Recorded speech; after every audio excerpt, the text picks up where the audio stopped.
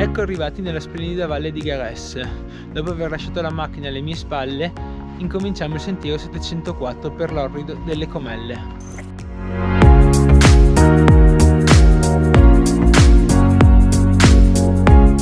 Stamattina siamo partiti da Gares, dal rifugio Cima Comelle. Abbiamo preso il sentiero 704 in direzione delle due cascate di Gares.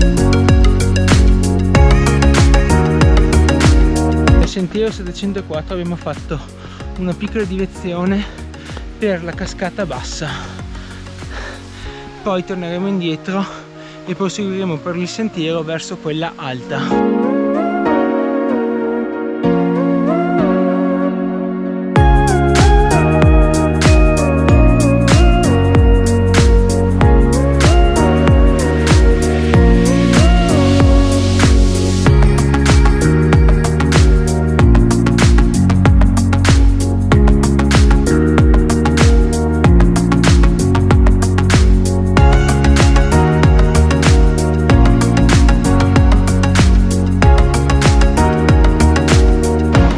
Abbiamo appena finito il primo tratto di ferrata, Sì.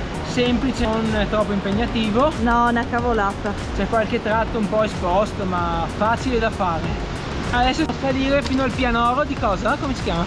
Pianoro... Non so il nome, comunque è un pianoro bellissimo con un fenomeno carsico, dovrebbe essere tutto bianco. E adesso devo andare per...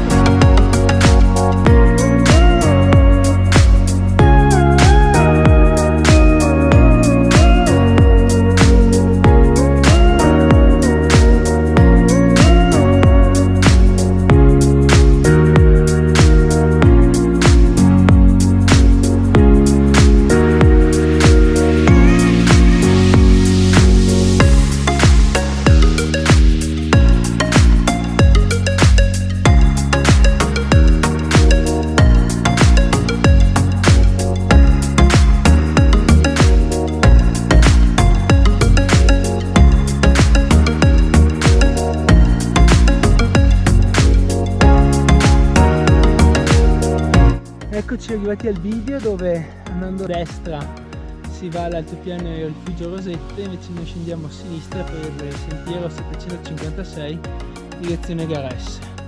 Abbiamo appena finito il VIAZ del bus che era su di qua e ci dirigiamo giù verso la Maga Valbona.